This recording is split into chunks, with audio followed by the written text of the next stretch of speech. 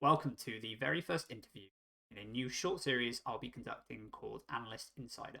I'll be speaking to analysts from the LEC and from the LCS about their current role, what they do, how they got there, and loads more. So, this very first interview is with Dimitri, also known as Noodlez, who is currently the analyst for Team Vitality and was previously of G2 esports. He's a really knowledgeable guy, and we cover a lot of ground, such as his feeling of imposter syndrome, all the way up to compensation in the industry for analysts and similar roles. So hopefully you enjoy the first video. This is self-sponsored by iTero Gaming. We originally designed a drafting coach for pro play, but now we've made it available to everyone to use. So it can tell you which of your champions is the best to maximize your win rate in any particular time during a drafting phase. So you can get that at itero.gg or going and searching it on Overwolf by typing in Overwolf iTero Drafting Coach. Hopefully you enjoyed the interview. If you have any feedback, you can let me know on Twitter at ChatJGaming. In the meantime, enjoy and I'll see you later. Welcome, Dimitri. Thank you, Jack. Thank you for having me here today. My pleasure.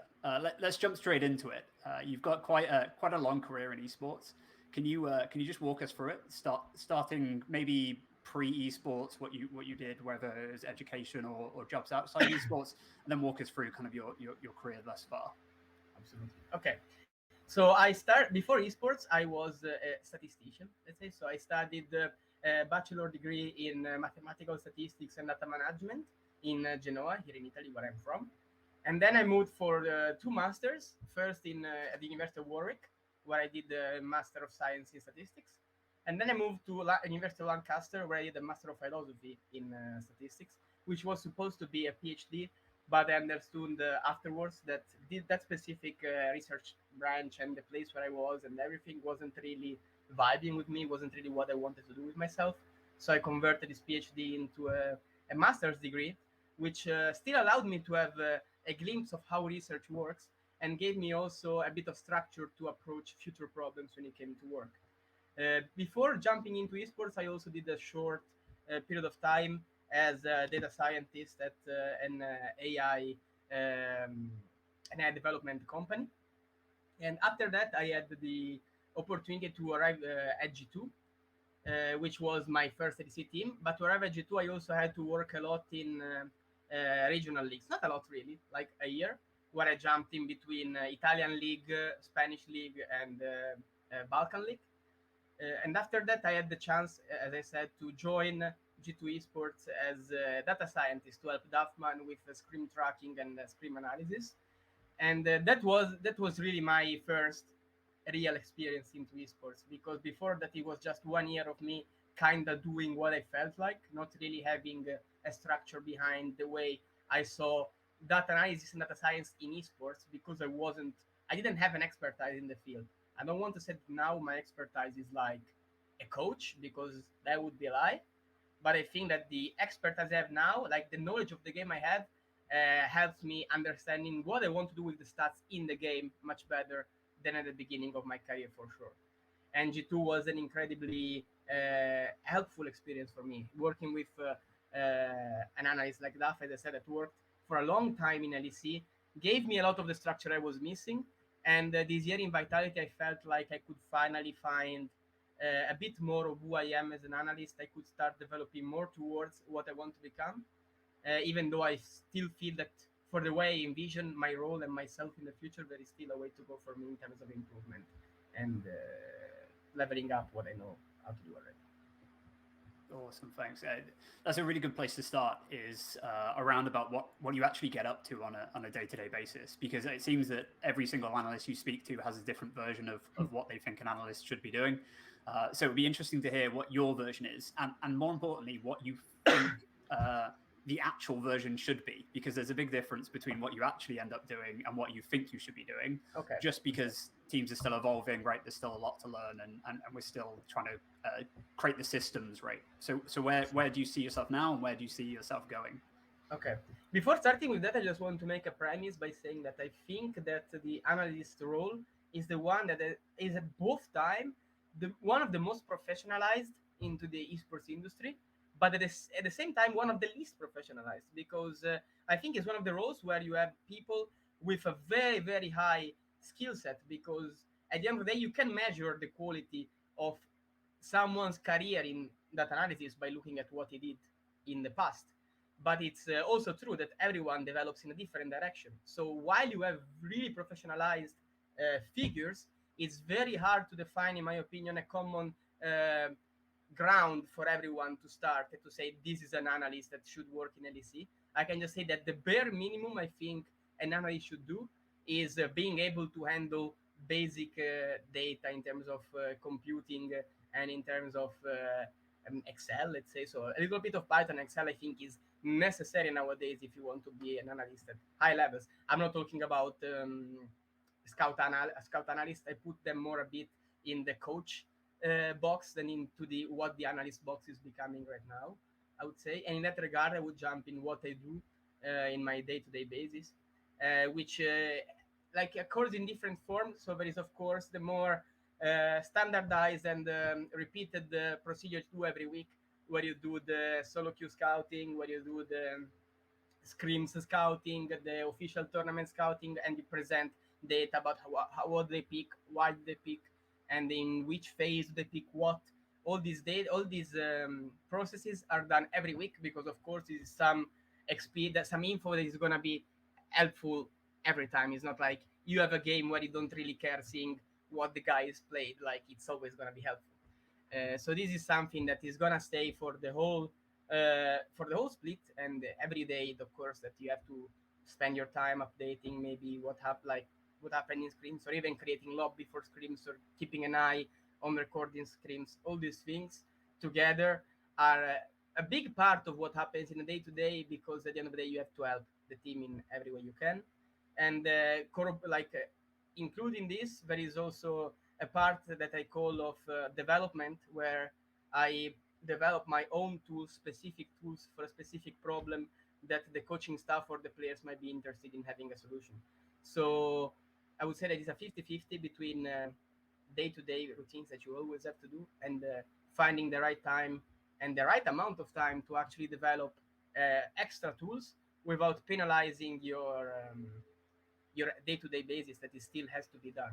So for me, in the at first this year was as it was my first experience as head analyst in a big team. The first part was also finding the right pace for myself and the way I wanted to handle what I do within the team. I felt like it went much better in summer split. Also, I'm more satisfied with my performance in that regard, and I think I managed to develop a healthy routine for myself. Yeah, and I mean, you're not underplaying it when you say that you're in a big team, right? Like you're in a team with really big egos, rightfully so, right? These guys have got quite illustrious careers throughout. So this kind of piggybacks off a question we had on Twitter, which I think plays in quite nicely here. But how did you actually get over that imposter syndrome? So that feeling of I have no idea what I'm doing and I'm surrounded by professionals. Okay, so I want to say that a bit of the imposter syndrome is still there. Like, especially when things don't go in the perfect way, you always doubt yourself, but not always in a negative way. Like, you think, what could have done better? Why did it go wrong? What could have done in a different way? Is it my fault? Is it something I can improve on, or is a limit that I can't really pass? So this is a bit of the imposter syndrome that represents itself, especially when things don't go that well. Might be because of your job as an analyst, might be because of something you can't really control. So I don't think that it really goes away 100%. But one thing I think that really helps with that is understanding that, like for me, I'm not in team vitality because of my crazy expertise in League of Legends macro or whatever, or because I'm there because my expertise is statistics. I study 6 years of statistics, and I'm there because I'm better than anyone in team vitality, debatably, at doing statistics. So, I mean, rightfully so, because it's my role. But that's to say that you have to fight the imposter syndrome by finding confidence in what you're actually good at. If I compare myself to Perth in game knowledge, there is no way that I would ever like have a confidence at all, because of course this guy has played 6 years and has won many of those years, many of those tournaments. So of course he has greater game knowledge than me. But what can I do is bring my understanding of stats, my tools to help him sharpen a bit his understanding. I don't need to replace his understanding. I need just to give him the tools to sharpen it. So in that sense, it was just an example that can be applied with everyone in the team. But that's the way I managed to find my value, to understand my value, and understand that I have a role for a specific reason within the team. Yeah, definitely agreed. I mean, I see this a lot in AI as well, right? People who join, there's just so much to learn that it feels overwhelming at all times. And it's the same thing with esports. Like you're never going to be able to be a challenger player and a PhD in statistics at the same time, right? You can't be the best of both. You have to find the balance, and I think you've done that really well. One of the things that I'd like to speak to you about is I know that you have an interest in traditional sports, right? You're not just esports only. Do you think there's any lessons we can learn from what is happening in traditional sports in analytics that we could bring over to esports? Yes, in terms of creating the right infrastructures for data people to thrive and to be able to do their job at their best, right? Like even for my local team, which is still a second Italian division team, it's called Genoa. That team now has a new American presidency, and they started buying a team of data analysts. A team, not a person, a team. And that to me is like setting the ground. Also, seeing at other teams is setting the level, like putting the bar higher than where it was in traditional sports, at least in Italy 5 years ago, and is moving up to, we understand that data is the most important thing, because not the most, but one of the most, because of course, if you only blindly trust data, you're gonna crash into the wall, because you need understanding to look at data and have concrete solutions out of it.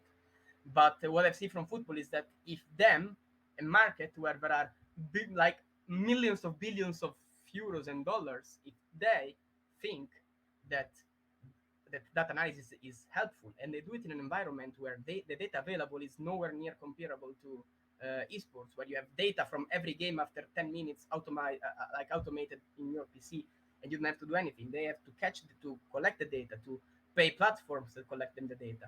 And still, despite all these difficulties, they want to invest in data. They want to show that they believe that that's the right way. And I think it's the right way, and I think we can learn a lot in that sense. For like, and up to now, up to last year, maybe this year already, it's a bit changing. But analyst team were most likely one person that does everything. And even on the long run, like if like for me, this was my first year in Vitality. If I stay more, I think I want someone else to help me. But this was my first year to establish my infrastructure, to understand how I want to work, what do I need help with.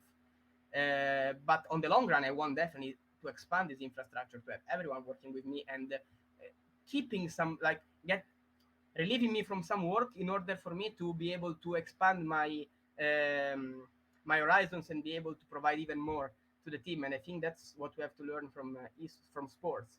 We have to learn that it's like data as every infrastructure in the team, like the coaching stuff, like the psychological aspect of the players, like their food. Data is another thing that you have to constantly level up, because otherwise the team will fall behind compared to what other teams can achieve, because they have higher computational power. Yeah, I mean, so I agree. I know you agree. I know probably most of the analysts we speak to are going to agree. The question is, how much does anyone else in the org agree? How much do players, are they starting to see the power of statistics? Coaches, are management? That in the whole range of the infrastructure of esports. How accepted is this opinion that data has got a massive value and can be used to improve a team?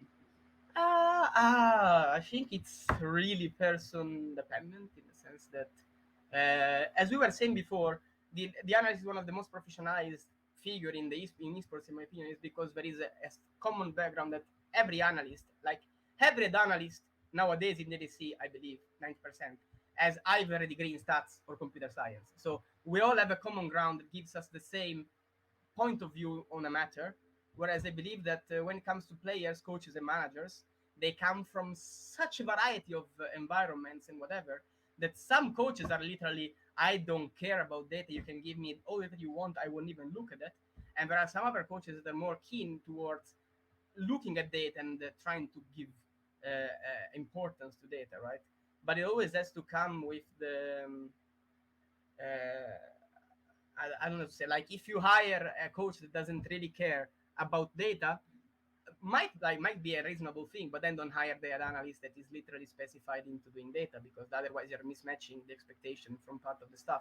So I think that it doesn't have to be necessarily everyone like there has to be a general mentality on how you see data, but I think that one thing that you have to do at least is to put together people that think about it in the same way. So if you want to invest in data, make sure that you have a coach like I had with Louis. Louis really likes Mephisto really likes data, and it was good for me because there was a feedback, there was an exchange of opinions. If there was no if my coach didn't care, then I would think, why am I even doing this, you know? So you just have to be sure that you put everyone on the same page, and that the way you want to achieve things is kind of similar for everyone, for the analyst and for the rest of the coaching stuff. I don't think there is a general understanding yet, because the industry is still too young, and data analysis in esports is even younger, so it needs more time for the normies to understand the value of it.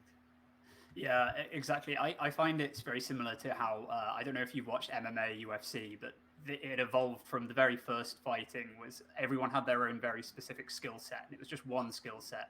You had a judo guy, a jiu-jitsu guy, karate, whatever it is, and they would just be very good at that one thing. But over the years, what they found is actually the best thing to do is be a balance of everything, right? You may be slightly better, but you need to have experience across the board, right?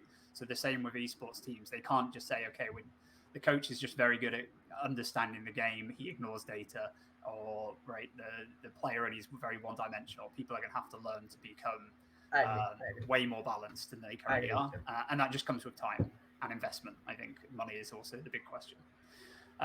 The other thing I think I'd like to dig into on this topic is, again, we spoke about you coming into Vitality, which is a really starred roster.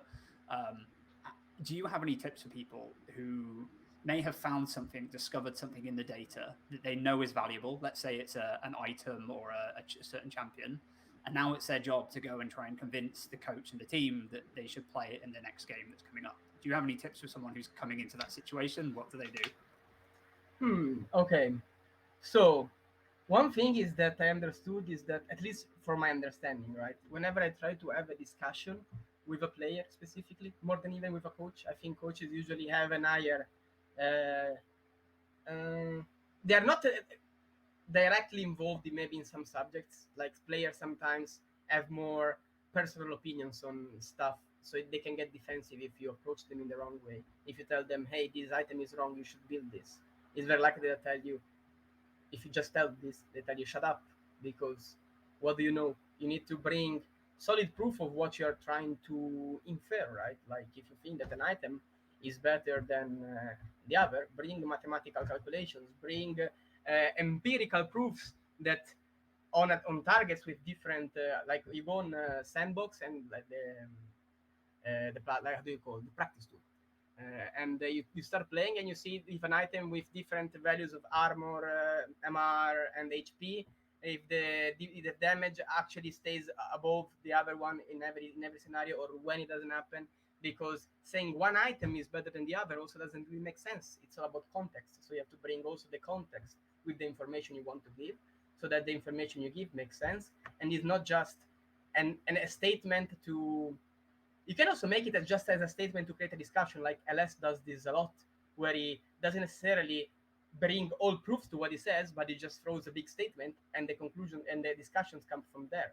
But that's because LS is a respected figure within the environment also when it comes to his game knowledge. Our expertise is stats most of the times. So if you want to back it up, what we are saying, we need to bring evidence of what we're trying to say, which comes from our expertise. Because if I want to motivate it in a more game knowledge expertise, I might think it makes sense, but it might actually be completely off because my game knowledge understanding is not as big as my statistical understanding. Right. So yeah, exactly. just stick to your guns basically, and try to use your guns to prove your point and have a logical train of thought. Do you find that being able to present these things in sort of a clean way helps? As in, I know that you're a statistical whiz and you've got good Python knowledge, right? But that only just comes out into a data frame, right? It's just you present the data on a Google Sheet or wherever it is.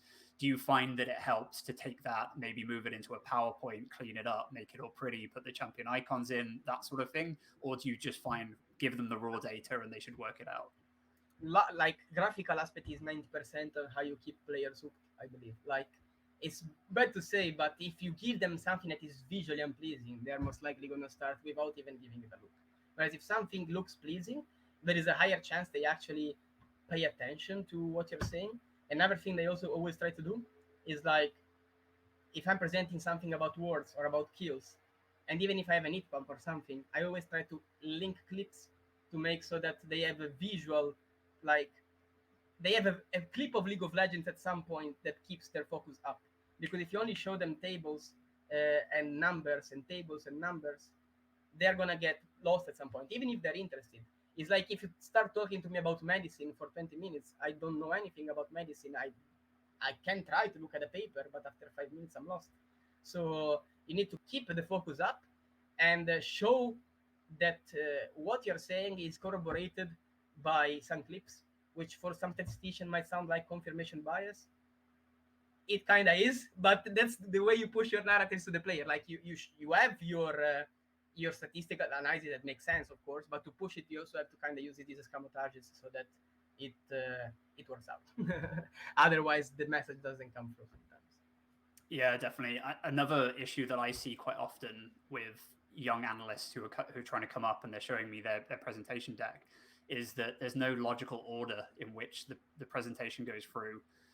So we did this good exercise when I was in the army, where when you were doing presentations, you would have this final presentation which would be meant to be 20 minutes long, and you're meant to be telling your commander or whatever that you're about to get attacked in a certain area of the map, right? But the thing they don't tell you is that the commander leaves after the first minute. So he just gets up and goes. And if he doesn't know the most important information, which is you're about to get attacked, then you fail the exercise. And the idea is that they're teaching us to prioritize our exercise, the way we're going through it. So the most important information is up front. So we're basically saying the equivalent to the player would be, this is the single most important thing that you need to know going into the game. You can ignore me from now on. I'd rather you didn't, but if you did ignore me, at least you know this one piece of information that's so important. And I want to add on this because this is something I actually learned a lot this year, because I came from academia, right? And usually in academia, fair enough to say that if you have a 30-40 minutes presentation, people will at least pretend that they're listening for the 90% of it. Even if they're not, right? They will try to give you the impression that they're actually listening, and they're like, then they have the monkey with the, how do you say it? Like, yeah. But the thing is that they're still like pretending, and you are grown with, I was grown with this mentality that, okay, I can take it long and explain everything I want in details. Whereas this year I understood that that's not how it works. Like, be synthetic at first, like being be concise. I don't know what's the right English word. I hope it's this one. But try to communicate everything you really think it's useful in the first, as you were saying, in the first part of the presentation. Then add everything on top, like for later. Originally, what I do nowadays is send a document to the players in like beforehand, so they can have a look at it. And when I go through it, I only go through really quickly, like in 2-3 minutes, so that I don't overload them with information. Just going through the 3 main points, and then I give to each one of them the section that regards them, so that they can look at it more in depth if they're interested. If they don't care, they don't care. But at least the most important part has gone through, and they know that they have heard it with focus. Yeah, exactly. And I think this is a good place to slightly pivot. We're kind of speaking at it now. We're talking about sort of micro improvements people can make.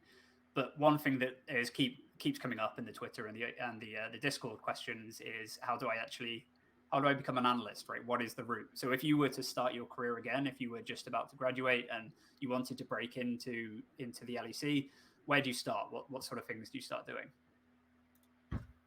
I kind of give always the same advice in this regard, because assuming that you don't have familiarity with data, right? Because if you already have studied some statistics, I think it's kind of easy to see the way you can start. You just start collecting data, making tables, and understanding what information do you perceive as useful in the game, right? Maybe you will be completely off, but at least you start thinking in a kind of methodical and mathematical way about the game. And that's the most important part, because once you unlock your mindset, everything becomes like 50 times easier. And for me, this is the same with coding, with every part of my job. At the first, everything I do looks like it's the biggest mountain I have to overcome. But once you start actually doing it, you start thinking in the terms, day after day, you understand it more and understand to know better what to do and how to do it. And I believe that for the job that I do is like, it's exactly like this. You start, statistics and probability require you to first get into the mentality of thinking that way, and after you have that, developing becomes much faster. But if you don't have like a basic understanding of what is statistics, why do we do statistics, what do we want to do with statistics, and what we don't do with statistics, then it's very hard to become even an analyst, not even a data analyst, but I think an analyst in general, because an analyst is someone that looks at the problem in an horizontal way instead of a vertical way. It's always what I say. Coaches look at the game in a vertical way because they look at the game from start to end, whereas analysts look at the games in an horizontal way because we look at the same aspect of the game over and over. So if you don't have this mathematical mindset, this statistical mindset, it's so hard, in my opinion, to get into this way of thinking. So I think if you have zero background, first get that. Get very basic knowledge of probability and statistics and coding. Afterwards, start just doing stuff, collect info, try to understand this is useless. Why? How can I do better? Talk to other people, talk to ERL coaches that you know in your region, or even if you don't know, message them. Try to talk to people. I think that's the most important part, and you will grow so fast, I think. Yeah, awesome. And how about resources? Is there any places that you can go, YouTube channels, people? Where would you point someone if they wanted to kind of learn more about, whether it's statistics, about learning Python, whether it's speaking to coaches?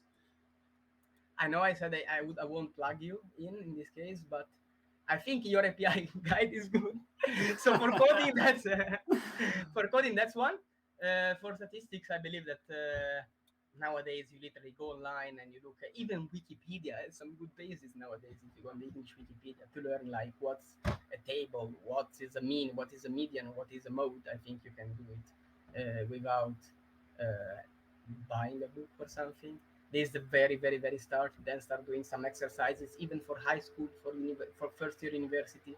Get a grasp of what happens, and in general, even if not strictly related to my job, I found listening at League podcast specifically everything from Torin. Honestly, I think it's with every guest, like the shows he did with Dom, or that he has done with Monty, or with Veteran. I think they always have very interesting guests that give their way on how they look at the game, the way they think at the game. And if you're someone that doesn't have the luck of being in an esports organization, which is most people like in a big esports org where you can learn a lot from players, listening to what people think about the game, to what do they perceive as useful, is what the players perceive as useful, is so important, because at the end of the day you're going to have to work for them as well. It's not only work for the coach, it's not only work for the players, but being useful to the players at the end of the day is a value that you kind of have to add on. So listening at these sources is for sure helpful in making you understand how pro players think, what do they need, and even just like how is the team environment, how easy is to work with with a team of 5-10 people. Is it different than when you work in a standard office job, let's say? Of course it is, and you understand how to address this difference. So I think this is for sure a good set of reference to listen to this podcast. I think they're very interesting. And in general, yeah, talk. Like, I would say text me, but I know that I'm not the best at replying. So if you text me, don't reply, don't take it personally, I'm just bad. But whenever I remember, I reply, and I try to help people that text me. I imagine that the other people in my role think the same way. They're all kind of happy to help, unless you go there and you ask, hey, give me your secrets, give me all your code. I don't think that's gonna happen. But if it's about an exchange of opinion, I think you can always shoot at the end to everyone, and they will be happy to help when they see it. Yeah, I think it's been amazing how easy it has been for me to approach people from the LEC and the LCS, right, and speak to analysts and whatnot, and just get their opinion on certain things. Everyone has been incredibly approachable. I've never had any issues. I would say that one tip is to come with a bit of preparation. Don't turn up and say like, how do you work out a mean or something stupid, right? Like do your background first, do a bit of base research, and come with some good questions that the person will read and be like, oh, that's interesting. I'd like to answer that, right? Yes.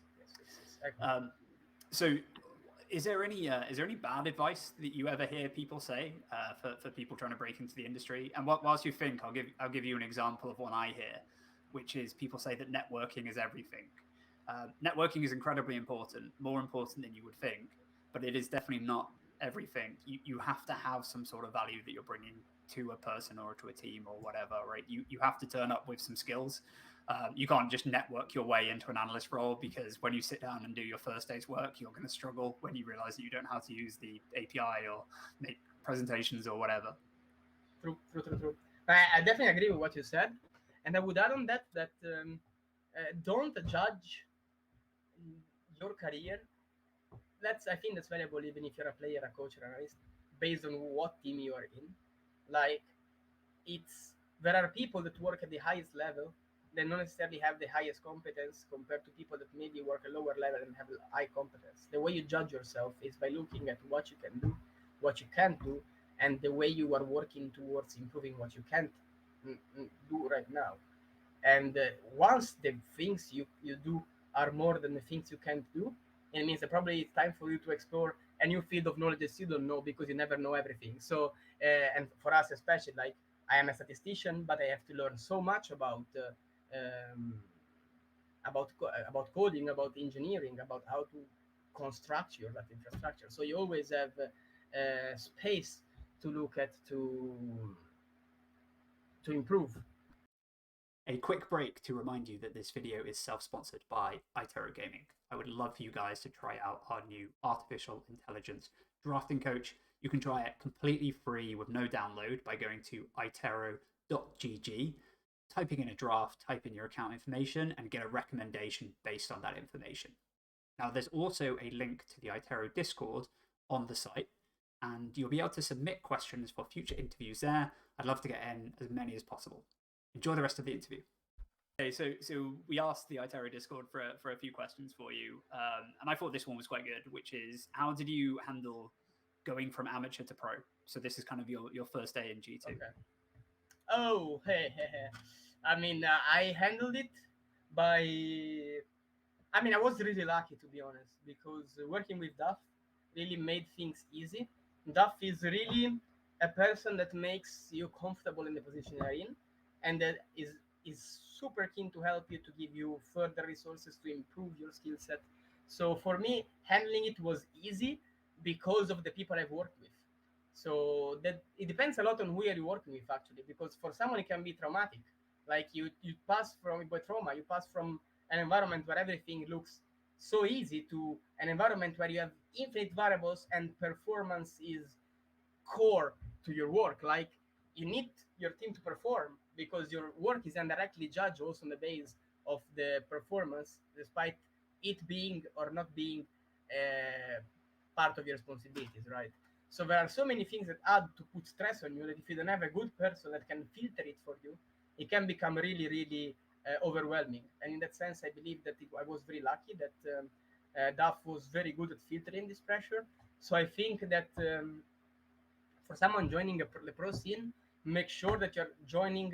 That's kind of links to the best team is not. You don't always should judge your career by the team you're in, because sometimes it can be worse to join an LEC or a pro team where you see that there is not the infrastructure to actually manage your growth, manage where you want to go. It can be a waste of time even if it's LEC, and it can be an incredibly productive and growing experience even if it's ERL.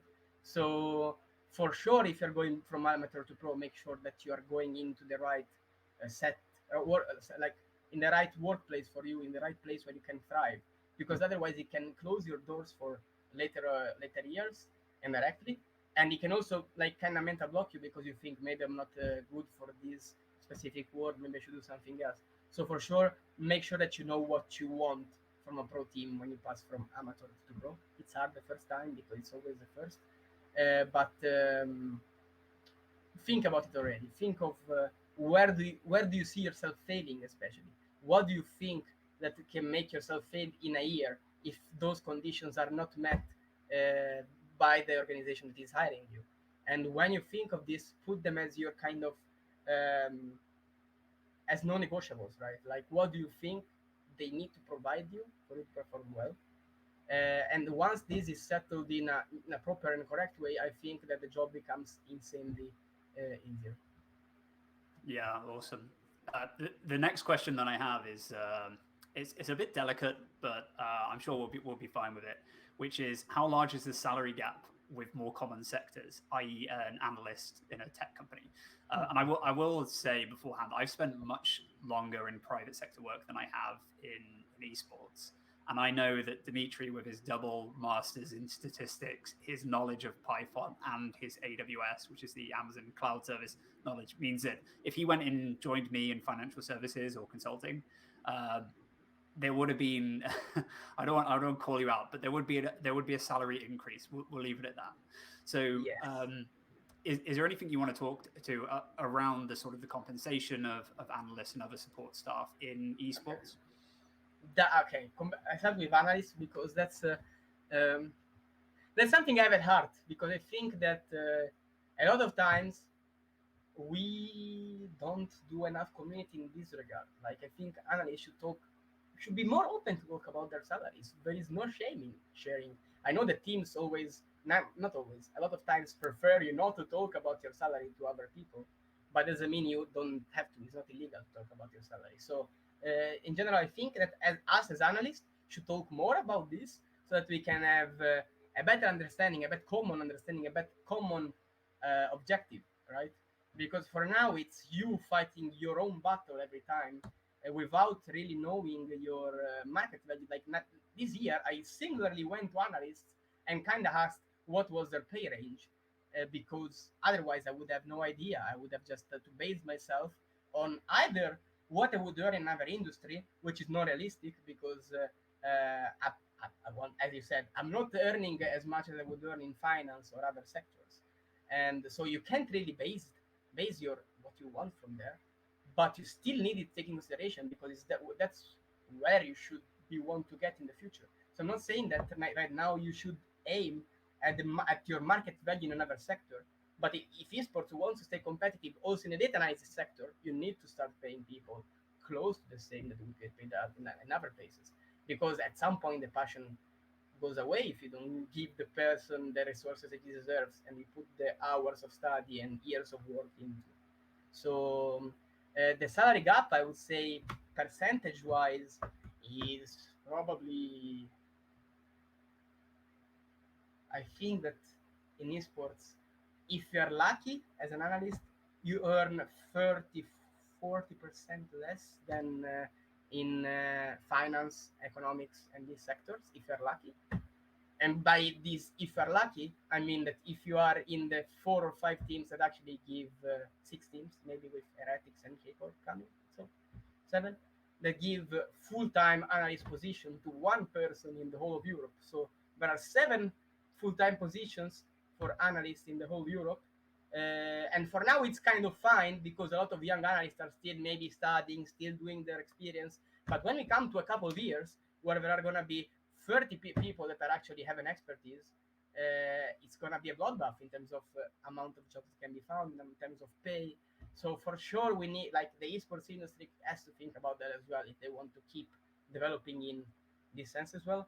Otherwise, they would just get rolled over by people wanting to get paid the amount they deserve after making some experience and about knowing their worth. Yeah, and I think a lot of it comes down to the exposure that analysts get on average, right? You don't go on stage with the coach during draft.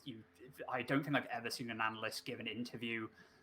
Those sort of things, they actually contribute to the value, the perceived value that teams think you're giving to it, and more importantly, it decreases the demand, right? Because you don't have your own sort of fan base, we'll call it a fan base, which then helps you move into new teams, and therefore more teams want you, and therefore you can kind of negotiate your way up a salary range. So I think doing stuff like this is helpful, right? Just kind of going out there, talking to analysts and letting them know how good they are and how skillful they are. I agree. I mean, I think the only way an analyst can create his fan base is by going into broadcast, like for me, Italian broadcast was a huge boost to my fan base, right? Because in Italy, I'm lucky that there are not really there are not many people into the LEC. I'm like the only Italian right now, so it was easy for me even as an analyst to get a bit of at following a bit of people like interested in what I do. But it's not the norm, because if you come from a place that from a country there's already 50 people in the LEC, who cares if another analyst arrives in the scene, right? So for sure, talking to other people, talking to analysts, talking to coaches is a way. And then I also would say that maybe we should make a union at some point. But I think that's something that needs to be discussed in another place. Yeah, good idea. We'll do a round table and we'll bring it Yes, up. I'm down. Awesome. Okay, so we'll take I think one or two more questions from the Discord. So how often are you interacting with players, coaches, and sitting on your own coding? How is that kind of split in your time? Okay, so basically, I will give you the schedule of last split so that you can we can infer it from there. So talking to coaches is literally every day, multiple times a day, talking about the game, in the sense that it happens that maybe sometimes is Louis that comes to me and says, "I would like to have this," and then Spale says, "I would like to have this," and then someone says, then Peter says, Yarnan says, "I would like to have this." So it happens every day that a coach, at least one of the three coaches, comes and asks for you, even just for something short, but for something more. Players usually is more about you going to them and asking them what they want, or even better, bringing them ideas, kind of like every 1 week to like twice a week, something like that. Bring them ideas. A lot of times they will say, nah, it's fine. But sometimes they will say, yeah, this actually is helpful. So with the coaches, you have kind of more to wait for their input, whereas with players, it's more about you giving them the input at least a couple of times a week to understand if they need something more, if you can help them in a certain way. Of course, without overloading yourself, because otherwise you are not able to do everything you want. But keeping a right balance of how many things you want to do and how you want to do them is always the most important thing. But yeah, in general, I would say players. I talk to them about the game once or twice a week, specifically to each one of them. Other than that, I would say that we talk every day, but we talk about playing ping pong or like something more soft, let's say. Whereas with coaches, every day is talking day, if I had to think, yeah. And yeah, I think that coding on my own usually used to be 1 day a week on Wednesday. In the last 2-3 weeks, 1 month, I used to stay home and just code, because I need 1 day where I don't talk with anyone, where I don't have people talking to me. Not because I don't like talking to them, it's just because as someone that codes, you probably know that being in the calm of a place where no one talks to you, you can focus and you have nothing distracting you, makes you code 10 times faster than having your focus kind of dropping every couple of minutes and not allowing you to stay on your train of thoughts for long enough. So I would say that I use at least 1 day, full day to code, and I code in the evenings after work at home. And I spend the rest of the days, the screen days, for talking to the coaches and the players. Awesome. Yeah, there's a great book on that called Deep Work. I don't know if you've read it, but it's basically get rid of all distractions. The only way that you can really get this sort of work done is by scheduling some time and saying no one can disturb me during this whatever 25-minute period. And then I think with coding it's even longer, right? Well, I need literally hours for my brain to kind of boot into the coding sequence and then fix the Exactly. problem. And if I get interrupted, that's it. I'm starting again from scratch because it's so difficult to Exactly. get back to where you previously were. That is it. I completely agree with that. Awesome. Let's finish off with our final question, which I will endeavor to ask to every single guest, which is, what is your favorite statistic? And to give you a second, I'll say mine, which you might even know this from our previous discussions, but it's the difference between a laner's gold and the average gold on the enemy team. So if you have 4,000 gold at 12 minutes, what is the average gold of the enemy team? Because I feel that gold difference is used a lot, and I don't think gold difference is a very useful number, because you're only comparing yourself to one other player, and after 12 minutes, after 16 minutes in the game, your gold versus one specific opponent actually doesn't matter half as much as your gold versus everyone else in the team. So that's definitely the one that I tend to go to the most. That's actually a very cool one. Yeah, it gives you more a better comparison and less dependent from the single lane that you're considering, which is of course getting more context is always helpful. In that sense, I really like a statistic that is called damage taken per def, both combined with the damage taken per minute, because I think that it's a good combination. Like those two statistics put together basically show how good you are at using your HP bar without dying, which I think that it's something very important also for solo queue. People think that taking damage is either good if you're a tank or bad if you're not a tank, but it's kind of in between. It's about how much damage you take and how much damage you manage to soak for your team while not giving resources to the enemy. And you see team pro plays so many times where you have these good teams that survive with 1 HP and you are dead and you're tilting because they survived with 1 HP. But it's not that it's random that they survived with 1 HP. They survived with 1 HP because they probably made some study on how they play the game and how they use the resources bar. Because at the end of the day, HP is a resource the same as mana. So you need to be able to use it efficiently to actually be a good player. Otherwise, if you don't use your HP bar, you're useless for parts of the game. So I think that's damage taken per def is a very, very underrated statistics. Yeah, I think I've seen something that you guys have done before, and I think Caps came up near the top on that metric. You know, the guy just plays on the edge constantly, right? No. Okay, no. Basically, it was Luca had very high damage taken per def. Caps was just dying a shit. Okay, maybe I just looked at damage taken. Okay, good stuff. Well, that brings an end to it. Dimitri, I really appreciate you coming on. I've learned loads myself, and hopefully everyone else has as well. Thank you, Jack. It was my pleasure, and talking with someone that has a good expertise also managed to have good questions. So a good conversation overall. It's all the Discord. Those guys come up with all my questions. All right, thanks very much. Is there any socials you want to plug before we call it? I mean, if you ask this way, you can follow Noodlez LOL on Twitter and Noodlez DZ on Instagram. Instagram. I didn't know you had an Instagram. Right, I'll be following that once this is over. I don't post that much on it, but yeah, it's still there. Go for it. I'm almost at 3K followers, so I would really. Nice one. I'll leave a link somewhere in whatever place we end up uploading this. Nice one. Okay. Speak to you soon. Thank you, Jack. Bye. Have a good day.